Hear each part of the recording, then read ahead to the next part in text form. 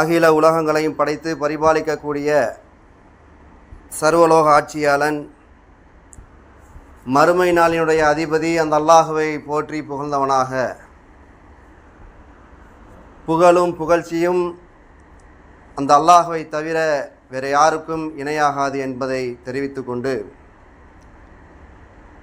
இந்த பூமியில் வாழக்கூடிய மனித சமூகத்திற்கு முக்கியமான ஒரு நிகழ்வு என்ன என்றால், ஒரு மனிதன் அன்றாடம் அவனுடைய வாழ்க்கைகளை கடத்துவதற்காக பொருளாதாரம் முக்கியமான ஒரு விஷயமாக இருக்கின்றது. அந்த பொருளாதாரம் என்பது கோடீஸ்வரர்களாக இருந்தாலும் சரி, குடிசையிலே வாழக்கூடிய அன்றாடம் சம்பாதிக்கக்கூடிய மனிதர்களாக இருந்தாலும் சரி, யாராக இருந்தாலும் அந்த பொருளாதாரம் இருந்தால்தான் இந்த உலகத்தில் காலத்தை கடத்தக்கூடிய ஒரு நிகழ்வாக இருக்கின்றது. பொருளாதாரம் இல்லை என்று சொன்னால் ஒரு மனிதன் சோர்வடைந்து மூலையில் அமர்ந்து மன உளைச்சலை சந்திக்கக்கூடிய மனிதனாக, அவருடைய குடும்பத்திற்கு உற்றார் உறவினர்களுக்கு செய்யக்கூடிய செயல்களை செய்ய முடியாமல் அவன் மனக்குழப்பம் ஏற்பட்டு பைத்தியக்காரனாக கூட அலையக்கூடிய ஒரு நிர்பந்தத்தில் இந்த உலகத்தில் மனிதர்கள் வாழ்ந்து கொண்டிருக்கக்கூடியவர்கள் இருக்கின்றார்கள். ஆனால் இந்த பொருளாதாரத்தை கையாளக்கூடிய விதம் மிகவும் கவனமாக இருக்க வேண்டும். ஏனென்று சொன்னால், இந்த பொருளாதாரத்தை பொறுத்தவரை அல்லாஹ் திருமறை குர்ஆனில் சொல்லும் பொழுது, வமிம்மா ரஜக்குனாகும் ஐ யுன்ஃபிகு, இந்த பொருளாதாரத்தை நான் தான் உங்களுக்கு கொடுக்கின்றேன் என்று அல்லாஹ் ரப்புல் ஆலமீன் திருமறை குர்ஆனில் சொல்லுகின்றான். யாருக்கு அல்லாஹ் நாடுகின்றானோ அவர்களுக்கு வாரி வழங்குவான், யாருக்கு அல்லாஹ் நாடவில்லையோ அவர்களுக்கு சொற்பமாக கொடுப்பான். இன்னும் ஒரு சில மனிதர்களை ஒன்றுமே கொடுக்காமல் சோதித்து கொண்டிருப்பான். இதைத்தான் அல்லாஹ் ரப்புல் ஆலமீன் பல ஆயிரம் வருடங்களுக்கு முன்னதாக ஒவ்வொரு மனிதனுடைய விதியிலே ஆக்கப்பட்ட ஒரு செய்தி. ஆனால் இந்த பொருளாதாரம் ஒரு மனிதர்களை எப்படியெல்லாம் இந்த உலகத்தில் ஆழ்த்துகின்றது என்று சொன்னால், ஒரு தாயினுடைய வயிற்றிலே பிறந்த எத்தனை சகோதரர்களாக இருந்தாலும் எத்தனை சகோதரிகளாக இருந்தாலும் ஒரே வயிற்றிலே பிறந்திருப்பார்கள், ஒரே வீட்டிலே வாழ்ந்திருப்பார்கள், ஒரே தட்டிலே சாப்பிட்டிருப்பார்கள், ஒரே ரூமிலே தூங்கி இருப்பார்கள். இப்படியெல்லாம் சந்தோஷமாக வாழ்ந்த உடன் பிறந்த சகோதர சகோதரிகள் அனைவரும் தாய் தந்தையை மிகவும் அன்பாக நேசித்து இருந்திருப்பார்கள். அவர்களுக்கு ஒரு சில காலகட்டம் ஏற்படும். அந்த காலகட்டத்தில் ஒரு திருப்பு முனையாக ஏற்படும் பொழுது இந்த பொருளாதாரத்தின் மூலமாக அந்த குடும்பங்கள் சிதைவடையக்கூடிய ஒரு நிகழ்வுகளை இந்த உலகத்தில் அதிகமாக நம்மால் பார்க்க முடியும். எப்படி என்று சொன்னால், தாய் தந்தை குடும்பத்தில் இருக்கக்கூடிய சகோதரர்கள் சகோதரிகள் உற்றார் உறவினர் எல்லாமே கூட்டு குடும்பமாக வாழ்ந்து கொண்டிருப்பார்கள். வாழ்ந்து கொண்டிருக்கக்கூடிய நேரத்தில் அவர்கள் பருவ வயதை அடைந்தார்கள் என்று சொன்னார், அவர்கள் திருமணம் செய்யக்கூடியவர்கள். திருமணம் ஆன பிறகு அவர்களுக்கு வரக்கூடிய மனைவிகளின் மூலம் இன்னும் நிறைய நிகழ்வுகள் இருக்கின்றது. அந்த நிகழ்வுகளின் மூலம் அவர்களெல்லாம் பொருளாதாரத்திற்கு ஆசைப்பட்டு குருவி கூட்டை கலைத்தது போல் ஒரு குடும்பம் களையக்கூடிய ஒரு சூழ்நிலை இந்த உலகத்தில் அதிகமாக இருக்கின்றது.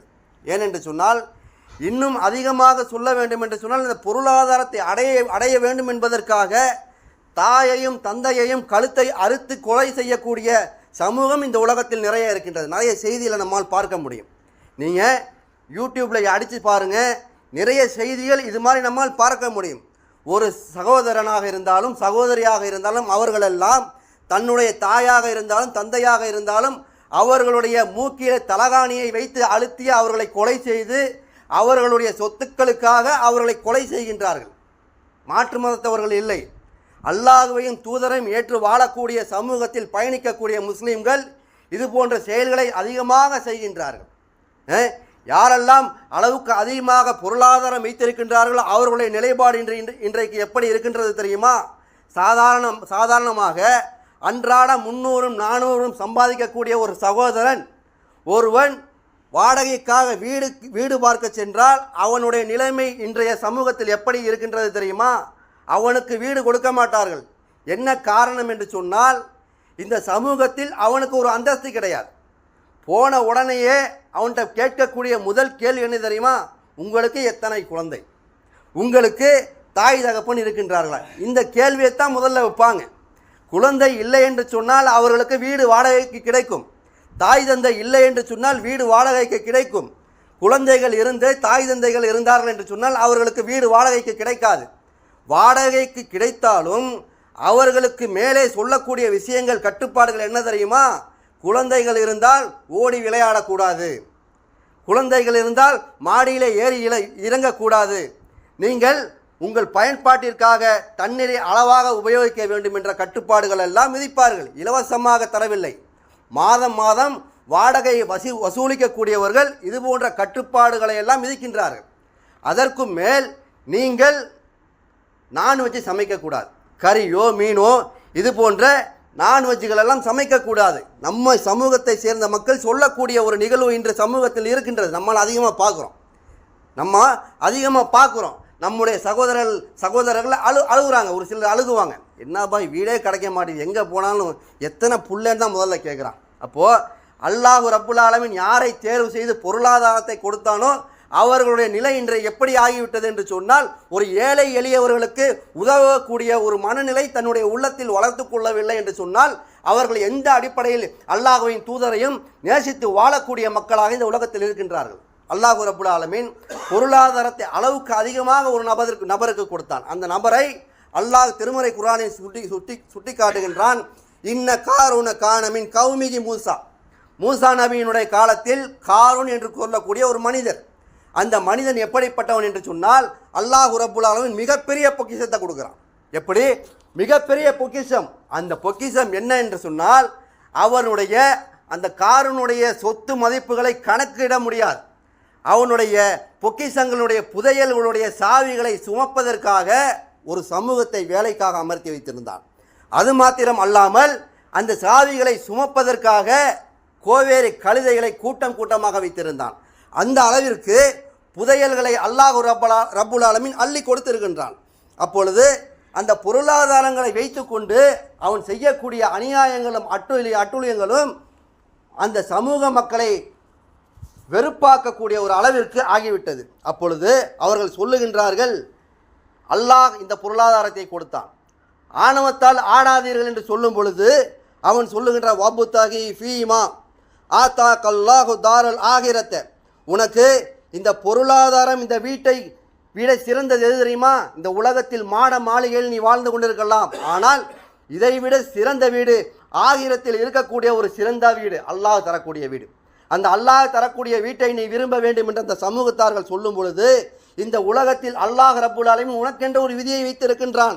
அந்த விதியை மறந்து ஆடிக்கொள்ளக்கூடாது, ஆணவம் கொள்ளக்கூடாது என்று சொல்லும் பொழுது, அல்லாஹ் உனக்கு நல்லதை எப்படியெல்லாம் செய்திருக்கின்றான், அளவுக்கு அதிகமாக பொருளாதாரத்தை வாரி வழங்கி இருக்கின்றான். அதுபோல் இந்த சமூகத்தில் வாழக்கூடிய மக்களுக்கும் உன்னுடைய பொருளாதாரத்தை வாரி வழங்கி அல்லாஹ் உனக்கு செய்த நன்மையை போல் நீயும் நன்மையை தேடிக்கொள் என்று அந்த மக்கள் சொல்லும் பொழுது, கால இன்னமா ஊத்தி துகு அலா அயில் இந்திகி அவலம் ஏகலம் அன்னல்லாக கது அகலக மின் கபுலிகி. அவன் சொல்லுகின்றான், இந்த பொருளாதாரத்தை சாதாரணமாக அல்லாஹ் எனக்கு கொடுக்கல, இந்த பொருளாதாரத்தை அல்லாஹ் எனக்கு கொடுத்திருக்கின்றான் என்று சொன்னால், என்னுடைய சொந்த அறிவை கொண்டு சம்பாதிக்கக்கூடிய திறமை எனக்கு இருக்கின்ற காரணத்தினால் அல்லாஹ் எனக்கு கொடுத்திருக்கான். காரனுடைய வார்த்தையை பார்த்தீங்களா? அல்லாஹ்வை மறந்தவனாக என்னுடைய இல்மை கொண்டு இந்த உலகத்தில் சம்பாதிக்கக்கூடிய ஆற்றல் அதிகமாக எனக்கு இருக்கின்றது என்று இந்த உலகத்தில் சமூகத்தில் எவ்வளவு பேர் இருக்கின்றாங்க. நீங்கள் நிறைய பேர்கிட்ட பேசி பார்த்துருக்கலாம். எனக்கு ஏதோ என்னுடைய தகுதியை வச்சு, என்னுடைய முயற்சியை வச்சு, என்னுடைய அனுபவத்தை வச்சு நான் மேலே வந்துட்டேன்னு சொல்லியிருக்காங்களா இல்லையா?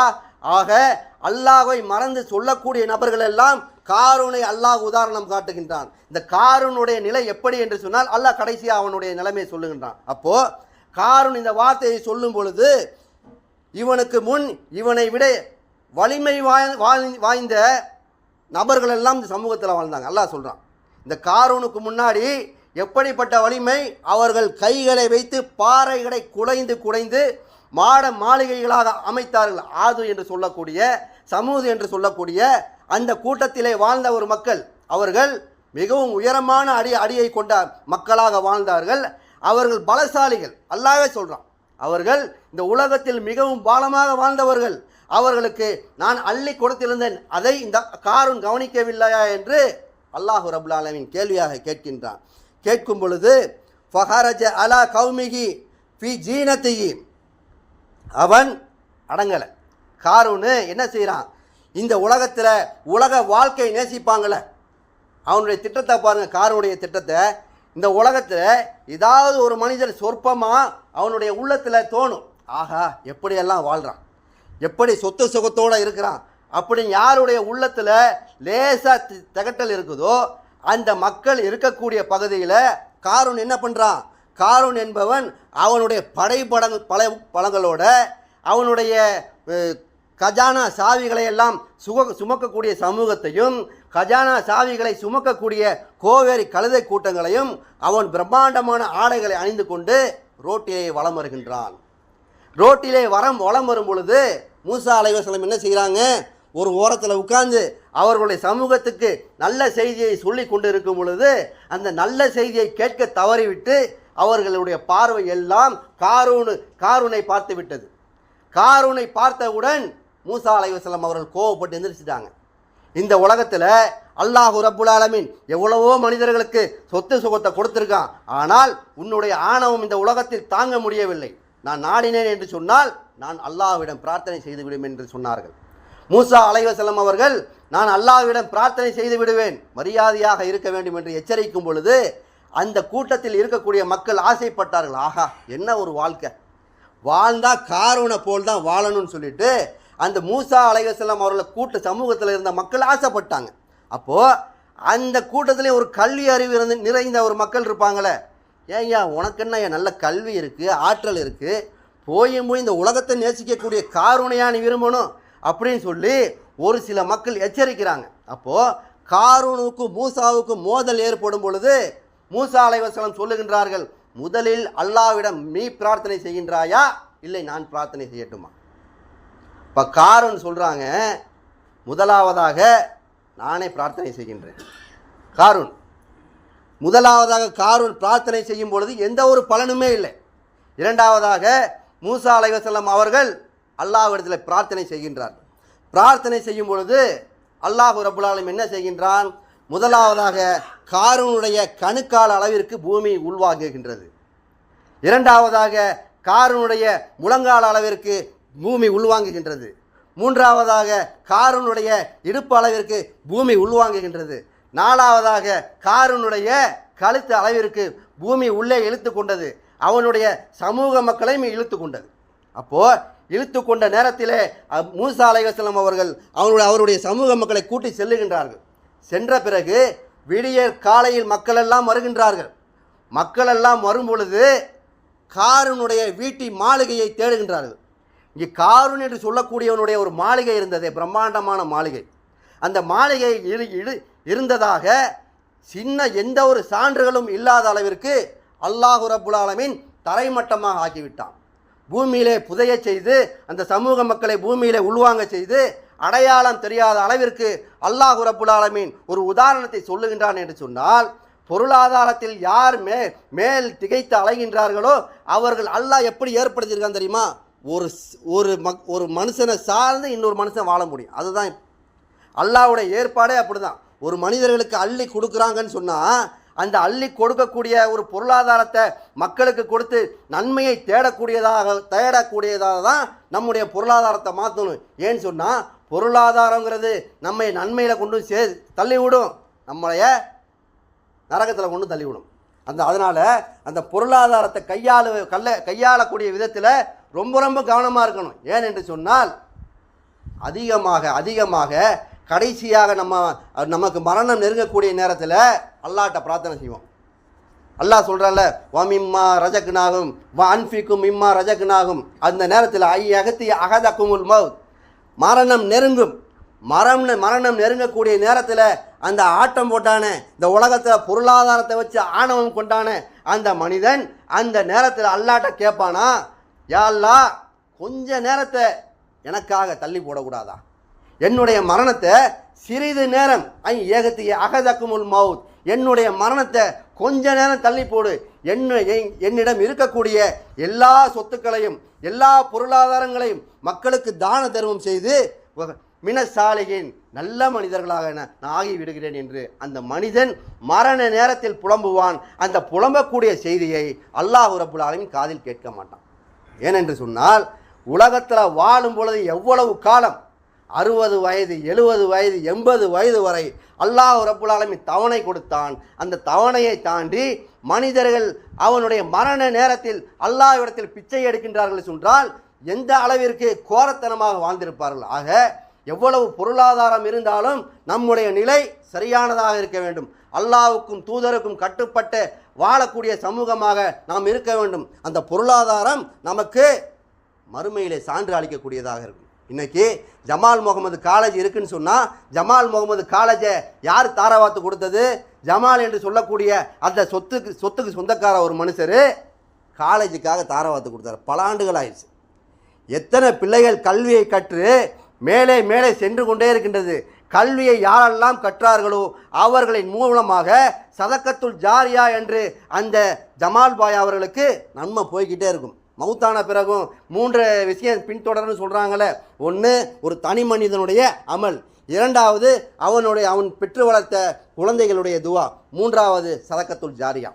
யாராவது இந்த உலகத்தில் கிணறு வெட்டி வைக்கின்றார்களா, அந்த கிணத்தின் மூலியமாக யாரெல்லாம் தண்ணீர் அருந்தி பயன்படுகின்றார்களோ அவர் மரணித்தாலும் மறுமை வரை அவருக்கு நன்மை சேர்க்கக்கூடிய ஒரு நிகழ்வு இதுதான் சதக்கத்துல் ஜாரியா. இது போன்ற நிகழ்வுகளை அல்லாஹ் ரப்புல் ஆலமீன் அல்லாஹ்வுடைய தூதர் அதிகமாக சொல்லுகின்றார்கள். பாமர மக்களாக இருந்தாலும் பணக்காரர்களாக இருந்தாலும் யாராக இருந்தாலும் நீங்கள் வைத்திருக்கக்கூடிய பொருளாதாரம் மறுமையில் உங்களுடைய வாழ்க்கைக்கு பயனளிக்கட்டும். இல்லை என்று சொன்னால் நீங்கள் சேர்த்து வைத்த பொருளாதாரத்தை அல்லாஹ் என்ன தெரியுமா செய்வான்? மறுமை நாளில் அல்லாஹ் சொல்லி காட்டுவான், நீ சேர்த்து வைத்தாய தங்க கட்டு, நீ சேர்த்து வைத்தாய வெள்ளி கட்டு, இதுவெல்லாம் உன்னுடையது, இது எல்லாம் உன்னுடையது என்று சொல்லி நெருப்பில் போட்டு உருக்குவான். நெருப்பில் போட்டு உருக்கி அதை முகங்களிலும் முதுகுகளிலும் சூடு வைப்பதாக அல்லாஹ் ரப்புல் ஆலமீன் திருமறை குர்ஆனில் சொல்லுகின்றான். இந்த உலகத்தில் எவ்வளவு கஷ்டப்பட்டு சம்பாதித்த அந்த பொருளாதாரம் மறுமையிலே நமக்கு சூடு வாங்குவதற்காக நிற்கும் என்று சொன்னால் இந்த பொருளாதாரத்தை கையாளக்கூடிய விதம் மிகவும் கவனமாக இருக்க வேண்டும் என்று கூறி என் முதல் உரையை நிறைவு செய்கின்றேன்.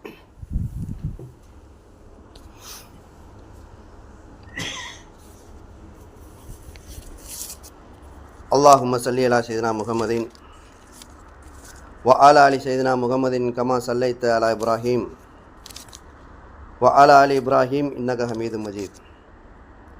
அல்லாஹும்ம பாரிக் அலா முஹம்மதின் வ அலா அலி முஹம்மத் கமா பாரக்த அலா இப்ராஹீம் வ அலா அலி இப்ராஹீம் இன்னக ஹமீதும் மஜீத். அல்லாஹ்வுடைய தூதருடைய காலத்தில் எவ்வளவோ செழிப்போடு வாழ்ந்தார்கள் மக்களெல்லாம். பொருளாதாரத்தில் அதிகமாக மிகைத்து வாழக்கூடிய மனிதர்களில் அபுத்தகதா என்று சொல்லக்கூடிய ஒரு நல்ல மனிதர். அந்த அபுத்தகதா என்று சொல்லக்கூடிய அந்த நபரை நீங்கள் ஹதீஸிலே ஆய்வு செய்து பார்த்தால் அவருடைய சொத்து மதிப்பை ஹதீஸ் கிரகணங்கள் அதிகமாக ஒரு ரெஃபரன்ஸ் காட்டும். அந்த மனிதர் எப்படி அவருடைய வாழ்க்கையை கடத்துகின்றார் என்று சொன்னால், மதீனாவிலே வாழக்கூடிய சாதாரண ஒரு மனிதர், அவருடைய வீட்டில் 4-5 பெண்கள் இருக்கின்றார்கள். அந்த 4-5 பெண்களுக்காக மறைப்பிற்காக ஒரு சுவர் எழுப்புகின்றார். சுவர் எழுப்பக்கூடிய நேரத்தில் பக்கத்தில் வீட்டில் இருக்கக்கூடிய ஒரு மரம் அந்த சுவருக்கு அருகாமையில் கீழே இறங்கி வருகின்றது. வரக்கூடிய நேரத்தில் அந்த நபர் பக்கத்து வீட்டு நபரிடம் பேசுகின்றார், சகோதரா, இந்த மரத்தை நீங்கள் வெட்டினால் என்னுடைய சுவருடைய வேலை முடிந்துவிடும். என் வீட்டில் இருக்கக்கூடிய பெண்கள் பர்தாவோடு இருப்பார்கள் என்று சொல்லும் பொழுது அந்த நபர் சொன்னார், இந்த மரத்தையெல்லாம் என்னால் வெட்ட முடியாது, இது என் வீட்டில் இருந்து வளரக்கூடிய மரம். எவ்வளவோ கெஞ்சி பார்க்குறாரு, கூத்தாடி பார்க்குறாரு, அந்த மரத்தை வெட்ட மாட்டேன்னு ஆணித்தனமாக சொல்லிட்டார். இந்த பஞ்சாயத்து அல்லாஹ்வுடைய தூதர்கிட்ட போகுது. ரசூலுல்லா வராங்க.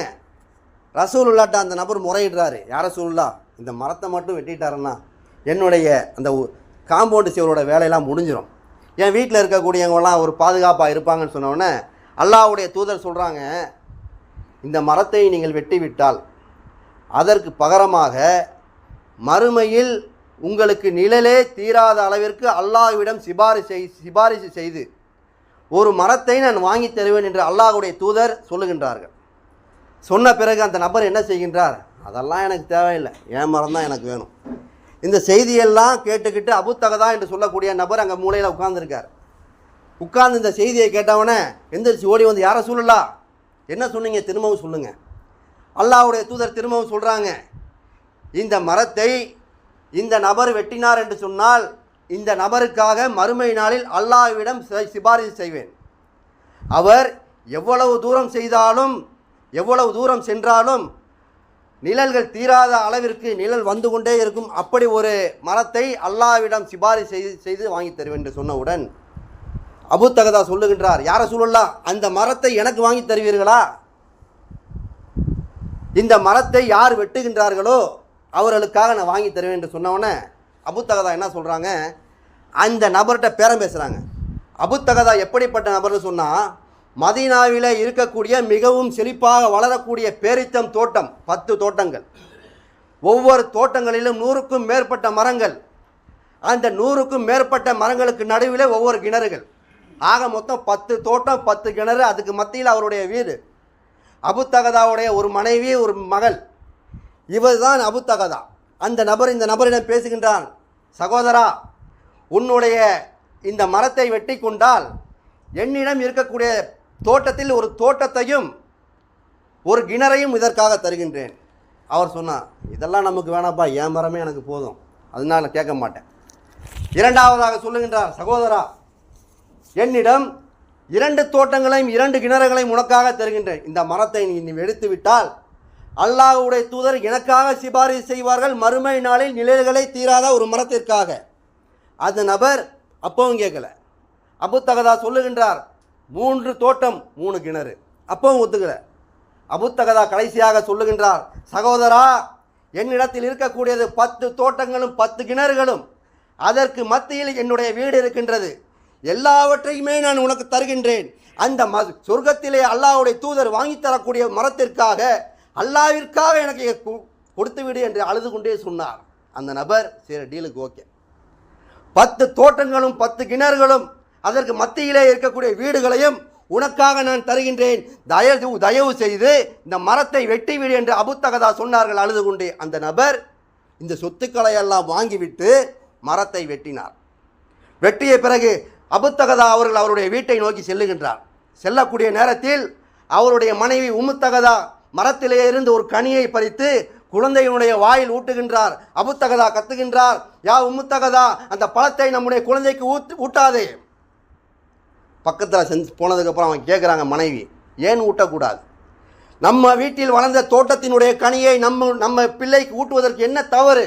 அவர்கள் சொன்னார்கள், அபு தகதா, இந்த சொத்துக்களை எல்லாம் நான் பிறருக்கு கொடுத்து விட்டேன், வியாபாரத்தில் விட்டுவிட்டேன் என்று சொன்னார்கள். அந்த மனைவி கேட்டார், உம்மு தகதா கேட்கின்றார், யாரிடம் வியாபாரம் செய்தீர்கள்?